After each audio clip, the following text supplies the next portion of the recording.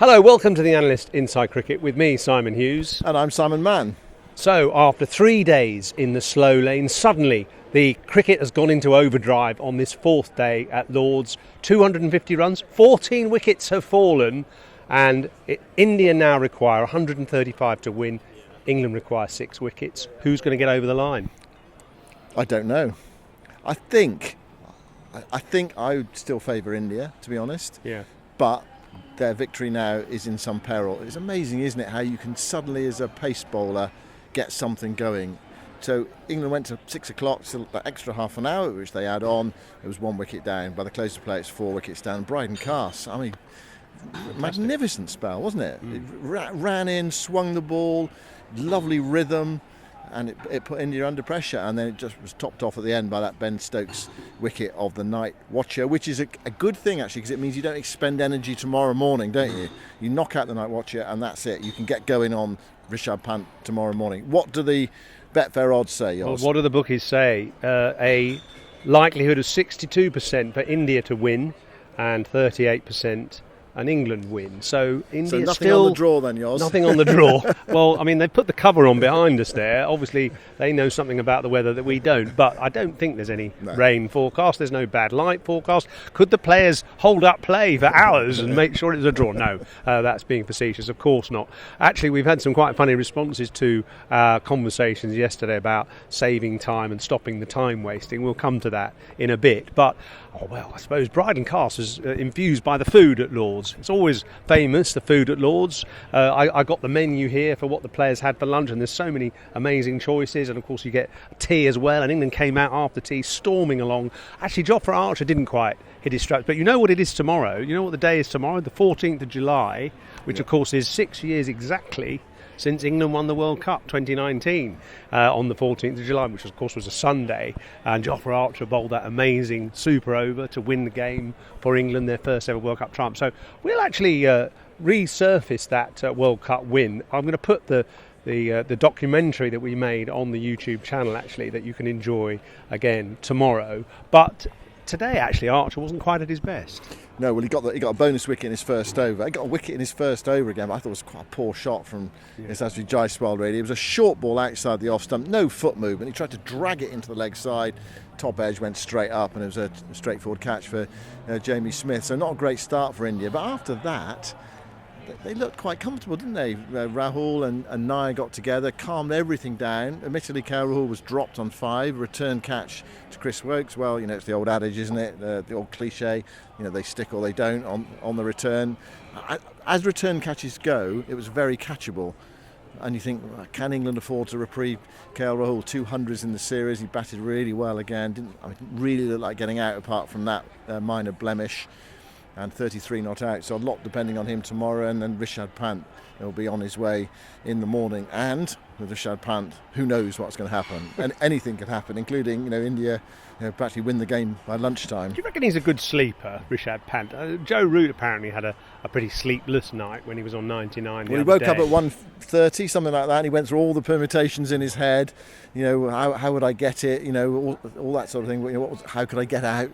And then he thought, no, it's not about me, it's about the team. And he said that helped him to go back to sleep. Rishabh Pant, I reckon he's probably a good sleeper, don't you? Yeah, he looks like someone who probably has a big glass of milk before he goes to sleep, and then sleeps like a baby. So you mentioned KL Rahul, a fantastic batter, and really coming into his own in this series. Looks so composed, so technically correct, so clinical actually when he puts the ball away as well. And do you know, this is an amazing thing. His Test average is actually almost identical to Ollie Pope, with about the same number of Test matches, around in mid-30s, and the contrast in their security appearance at the wicket, Pope compared to Rahul is enormous, isn't it? You think with Pope he's going to get out any ball, and of course he did today. Got only 4 runs. He was LBW, and that first session for England was fairly frenetic as usual.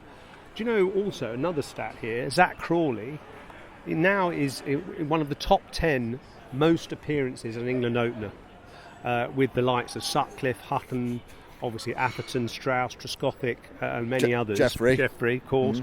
How could we forget him? Exactly. How did you manage to forget him? I thought he'd be the first name on your list. And they all averaged over 40, apart from Atherton, who averaged 39, and some averaged over 50 as well. Crawley averages 30, so he's 10 runs less per average than the other top 9 most appearanced Test openers for England. I mean, it just shows you how far behind the others he is, and he looked like a clubby today, I'm afraid. He played a couple of good shots, but the most of the time he was chasing wide ones, trying to thrash it on the up, and he just looked awful. What did you think? Well, I thought the best he played was when he just left Bumrah, just allowed the ball to come to him and left it, and he looked secure doing that. And you think, well, just keep on doing that. The ball will get softer. Bumrah can't bowl all day, and things will get easier. But actually what happened is he saw off Bumrah, and in a way he did the hard work, although he felt he could have been out at any moment, inside edge, outside edge, and obviously he got a couple of snorters as well, mind you, didn't he? There's some good balls bowled. The fourth day pitch did not behave like the sleepy pitch of the first 3 days, did it? No, it didn't. It felt like there was something in it for the bowlers today, certainly for Bumrah. Then Bumrah can get things out of most surfaces, so he just about survived. And then Nitish Kumar really served him up a tempting one, wide of off stump, not quite half volley. It was like kind of on the up, and he just couldn't resist and hit it to gullies or backward point area. So what do you do? I mean, he just keeps getting out in the same way. Every now and again he delights you. I mean, it feels like we've talked about this so often, and we come back to that whole thing that England look committed to him to play in Australia. But I mean, look, there'll be lots of people who played for England, and some who didn't play for England and haven't played for England and never will play for England, who will be thinking, how come Zach Crawley's in the team and I've never got a chance? Do you know what I mean? Yeah. So he has been given a lot of opportunity, and it is the same thing quite regularly, isn't it? Yeah. Actually, we've had some quotes, some comments from our videos and podcasts over the last couple of days from people, especially when we talked about the time wasting and what can be done about it and how to stop players. I mean, tonight there was another bit of time wasting, wasn't there, with the Indians, with the night watchman, Deep, being apparently hit on the leg, and the physio came out, and yet again the umpire stood over and didn't really take any action. Well, England could hardly complain about that after what happened last night. I mean, it's hypocrisy times 10, isn't it? It's just a downward spiral, isn't it? Who's going to be down there right at the rock bottom in the end? But we've got here, Richard Ziana says on the Instagram account, he says it's theatre, which is all part of it, but it's so simple for the umpires to fix. All they had to say to Velcro Zach, bless him, was, right, Zach, me old mucker, there's 8 minutes here, so there'll be 2 overs for you to face. If by some minor miracle you can last the 2 overs, it might be in your interest to not feck around till darkness falls. Well, I mean, the umpires could just say, come on, guys, let's be serious here. Anyway, I mean, that was yesterday. They can't because they haven't got any power, have they? They haven't got any rules or punishments to administer, have they? That's the trouble. Look, if the last over, I can't believe we're talking about this again after a dramatic day, but if you get to 6:30 and it got to 6:30, the over's just been called, the umpires are not in position, then that's the end of play. And England will then say, well, hold on a second, how come there's an extra over? And if they lose a wicket, they'll be rucking. Because cricket is such a rigid rules and regulation based game. So England knew exactly what they were doing. India knew what they were doing as well. I quite like KL Rahul's response actually last night, because he said, "Oh well, I would have done the same. I can understand. Any openers would have done the same." Alistair Cook on Test Match Special said, "Look, I would have tried to waste time, but I couldn't be so brazen as Zach Crawley. I couldn't have pulled away after being struck on the glove or keep pulling away. I just felt too embarrassed to do that."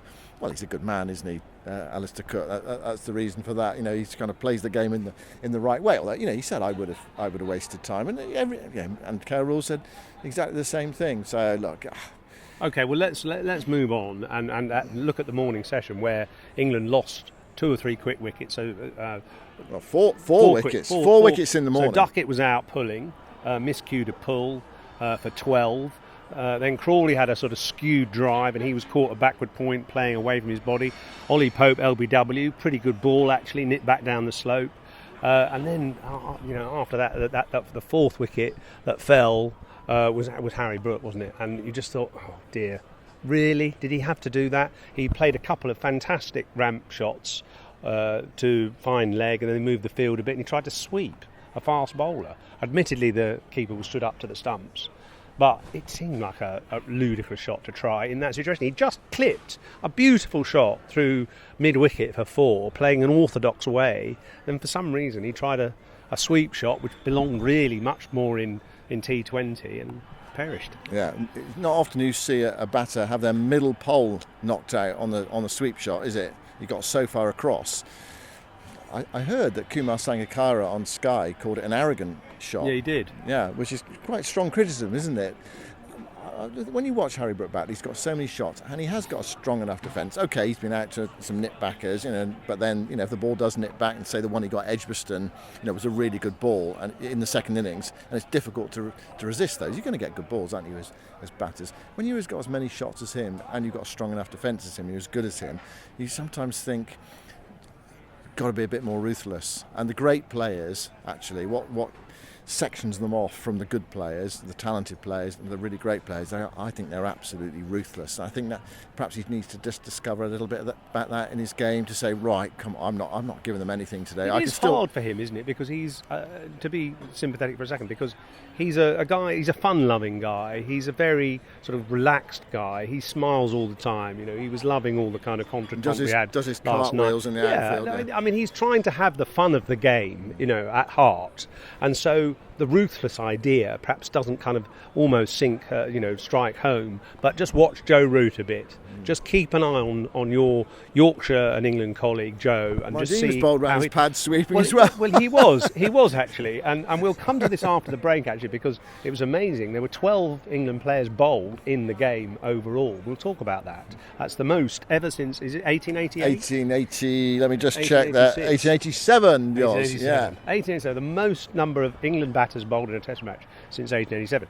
But I mean, Joe, I think he was done, interestingly. Well, he applied himself very well for quite a while with Ben Stokes, and England rebuilt it, and they got to 140 odd for 4, and they were looking, pretty sound for a 300 lead or 280, something like that, which would have been a really defendable score. And then Root tried to sweep Sundar Washington, who was bowling, or even Washington Sundar, who was bowling from this nursery end. And it's an unusual end for an off spinner to bowl. Normally the off spinners bowl from the pavilion end to spin the ball down the slope, but he was bowling from the nursery end, trying to almost spin the ball against the slope. And because he's got quite a slingy sort of action, a round arm sort of action, he actually makes the ball curve away from the right-hander, which is enhanced, exacerbated by the slope from the nursery end. And so actually the sweep shot is a dangerous shot against him, because the ball is actually curving towards the offside. You're not hitting it with the spin. And Root paid the penalty for a ball which probably landed about middle and leg. And bowling from the nursery end, it goes on with the arm and just hit leg stump. If it would have been from the pavilion end, it would have gone down the leg side. It would have been a legitimate shot. So actually, Washington Sundar, with 4 wickets, all bowled, deceived people by making the ball go down the slope rather than spin it in. Yeah, it was a wonderful piece of bowling, actually. What did he do? Pick up 4 for 22, all bowled. I mean, it's an extraordinary stat, really. Part of that whole overall stat of 12 bowled in the match, most for 130 years, whatever it is. I spoke to him afterwards, Washington Sundar, and twice in the interview he said, we'll definitely win this game.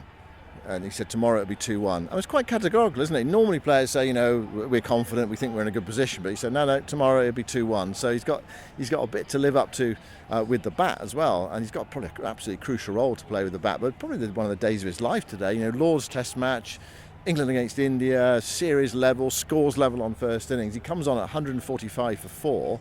And totally transformed the game. England lost their last 6 wickets for 38. I do, before we discuss that, I do just quickly want to go back to Harry Brook, and it's about being ruthless, but it's also this idea that a degree of difficulty. So the degree of difficulty in the shot he played was very high, wasn't it? So you talk about having all those skills and all those shots. So he did ramp a couple, and you think, well, that's an outrageous thing to do. But actually, at least with the ramp, you're kind of showing the full face of the bat and flipping it over your shoulder. And then he played a magnificent, lofted off drive over mid-off, which again, you're playing with the full face of the bat, aren't you, largely? And then you said that lovely clip through mid-wicket, which was a full ball, actually probably deserved to be dispatched. But the difficulty with the sweep, is that you are, well, you're moving outside the line of the ball, so you really are relying on good hand-eye coordination, aren't you? It's a really high degree of difficulty shot, the one he attempted, and I think that's the point, isn't it? That you've got all these shots, but there are sometimes, especially on a surface like this, conditions like this, the way the match situation was, where you just think, yeah, can I just put that shot away for now and try and play in a positive way, but play shots which have a much less risk value. Not quite so risky. Obviously take calculated risk because that's the way you play, but really high risk shots. It just seemed too high risk shot for the situation in the game. I totally agree with you. And the 6 that he hit over extra cover, which was sort of wide mid off, which went down into the pavilion actually, very reminiscent of Kevin Peterson 2005 against Glenn McGrath, where he hit on the up, and it's in a way that isn't a risky shot with mid off in, as he would be for a faster bowler. To just play the drive and just elevate it, go through with the shot and elevate it, isn't that risky. And he hit it absolutely like a tracer bullet straight into the seats there. Reminded me actually of the time I bowled to David Bairstow, Johnny's father, here, and he hit me actually against the committee room window, which I think caused me to have my membership of MCC, my application for membership sort of suspended for another year, because it bounced off the window and nearly broke it, and gave a few heart attacks to some of the old committee members, I'll tell you. They couldn't have turned you down just because you were the bowler, surely. Well, they're just saying you need to bowl better, Hughes, if you want to be part of our... Fred Truman wasn't allowed to be picked for England because he couldn't land it on a handkerchief in the nursery end for a whole year, so I got off lightly, really. That shot he hit was, magnificent shot, and there was less risk than the shot he got out to. Anyway, you alighted or you alluded to the turning point in the innings, which was when Root got out, and then Stokes was out soon after. Again, a big sweep shot. He just got the line and the length a bit wrong. I think in the end he sort of almost yorked himself. Washington Sundar getting the wicket, and suddenly England had lost 6 wickets for 38 runs, and a lead of 250 was suddenly 190 and eminently gettable. Yeah. What did you think about a lead of 190? Did you thought that very little chance of defending that? Yeah, I thought it was too low. I thought they would need 250. Yeah. And I think only twice has a lead of under 200 been successfully defended by England in the 4th innings at Lord's, and one of those was against Ireland. Yeah. Well, I mean, look, it's not always the case in a Test match that you set the opposition 180, 190 to win. So you can play here lots and lots of times, and just because you haven't done it or you've only done it a few times before, the stats are a bit skewed, aren't they? Because how many Test matches do England have defend 180, 190? Probably not that often. So they're going to have to bowl, catch, whatever. Everything's going to go their way pretty well tomorrow. But they have given themselves a chance in the game. Well, thanks to that last half an hour, and that's the whole point about cricket, isn't it? It's easier to change the game quickly with the ball than it is with the bat. So this is the Betfair exchange where we debate an issue from the game, and for me, England losing 12 wickets bowled is sacrilege. You shouldn't be out bowled. At least you shouldn't be out bowled if you're a proper batter, really. I mean, your pad and your bat are your first line of defence, and whenever I coach kids, I say to them, look, just remember to protect those 3 stumps.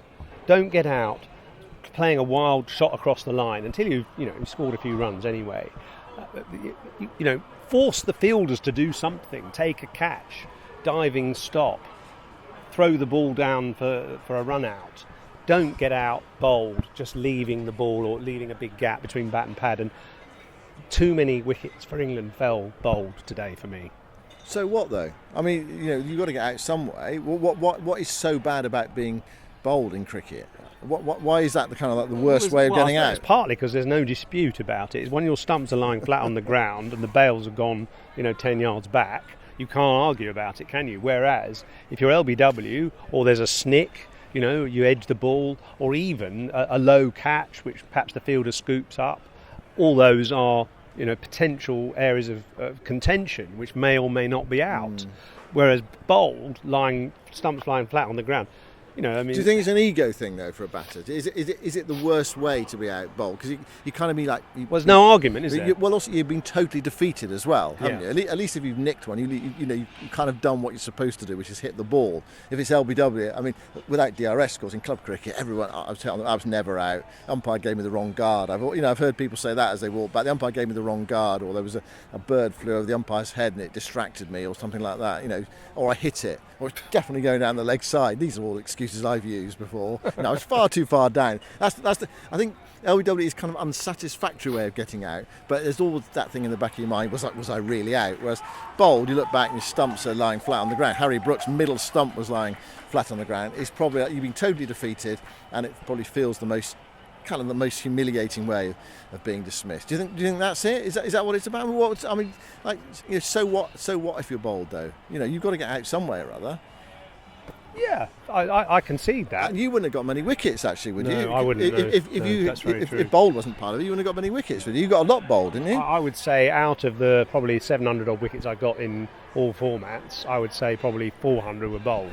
I bet that's not LBW. True. Oh, LBW. 400 bowled or LBW. Well, look, you can make that sort of statement these days. I'm going to check that with Andy Zaltzman tomorrow and find out if that's true. Good luck, because the records only began in about 2005, and I finished my career in about 1940. So it's not going to work. No. I'm going to listen. I'm going to come back tomorrow. I'm going to make a note of it in my book when we finish this podcast. I'm going to come back tomorrow, and I'm going to see how many. Even if I've got to pay Andy to find it, to do the research. I'm going to find out how many wickets you took bowled. I bet it was not 400 out of. Well, 400 possibly. 400 bowled and LBW. All right. Oh, LBW. Okay, you're backtracking now then.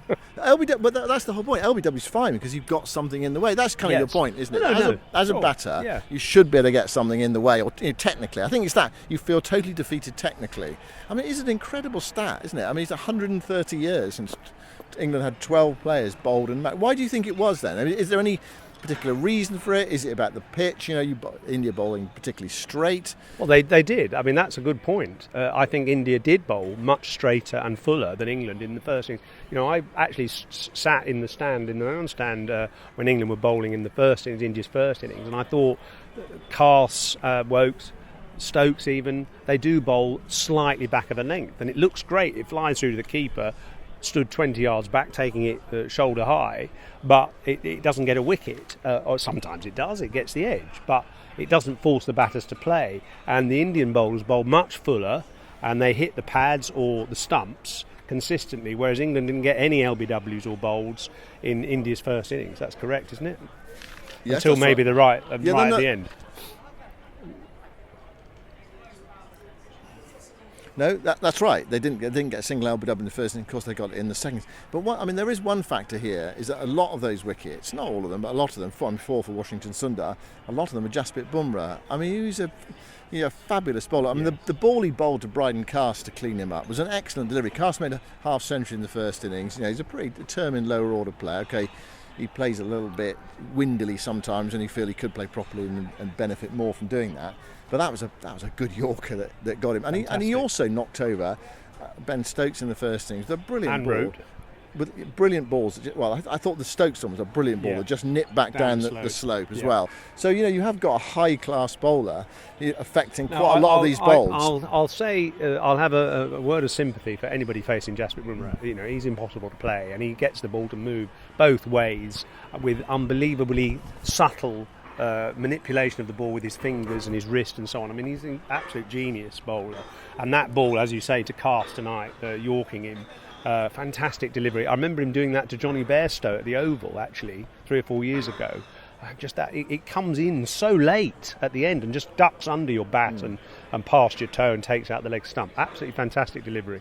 But there were some others, there's some other loose shots, poor shots today that England gave their wickets away. Yeah, I mean the Harry Brook one was the zenith of that, wasn't it? Really, and Root and Stokes actually as well. Yeah. Jamie Smith maybe done a little bit for length and the ball going down the slope, and just him playing for a little bit of spin, which wasn't there, but.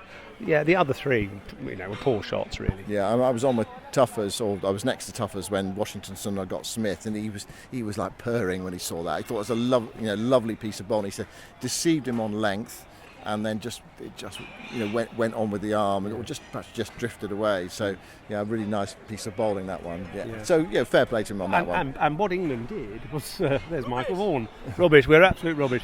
What the English did in that last session was they bowled fuller, didn't they? I mean, Jofra too full, but also Carse in particular and Wokes just tried to pitch it up a bit more and asked more questions of the batters and got some results. Yeah. Carse in particular, hitting the pads, sort of knee rolls, and getting through to hit the stumps as well, and that was much better. Yeah, he got the ball to move, Brydon, because I thought it was a fabulous spell. I was impressed with him in Pakistan, but that spell tonight, in that last half an hour, it's reviving his hopes in the game. He got rid of Karen Nye, got into a tangle and didn't play a shot, and then to get Shubman Gill, as England were kind of expecting to get, or hoping to get Shubman Gill during this series, didn't they? Just finding that front pad with one that just came back in a bit. Well, you got the slope to work with as well, and he got a bit of movement, and Gill reviewed it, but it was absolutely plumb, and England on their way. So what tomorrow then for these two sides? I mean, how do India play it? How do England play? What do England need to do well tomorrow? What's going to settle this game? And is the pitch, is a pitch? It's not a terror track, is it? But there's probably just enough in there to keep the bowlers interested now. And what is that? Well, it's the new ball pitch, isn't it? It just does a bit more with the harder new ball. And there was a couple this morning from the Indian bowlers that sort of took off just on that length. In fact, they did some analysis of Bumrah's bowling on Sky, and all the deliveries which caused the biggest problems were just on that perfect length, about 6 metres from the stumps. That's what England have to try and hit as well. Try and have, I would say, fielders fairly lined up, fairly straight, and try to bowl as many balls as possible that are just hitting the top of off stump, trying to nip the ball back. Obviously, the key wicket will be KL Rahul, who looks sublime at the crease, unhurried, beautiful technique, picks up the runs, puts the bad ball away, but doesn't look in any trouble. So somebody, possibly Jofra, has got to find an extra bit of lift from just short of a length to maybe nick him off. I can't see him being LBW or bowled, but I can see him possibly getting caught behind. Yeah, so he's the one, and that is the open sesame to the rest of the Indian batting. If they can get him early, then it will put huge pressure on that. Well, Pant next, and obviously after that it's Kumar Reddy and it's Jadeja.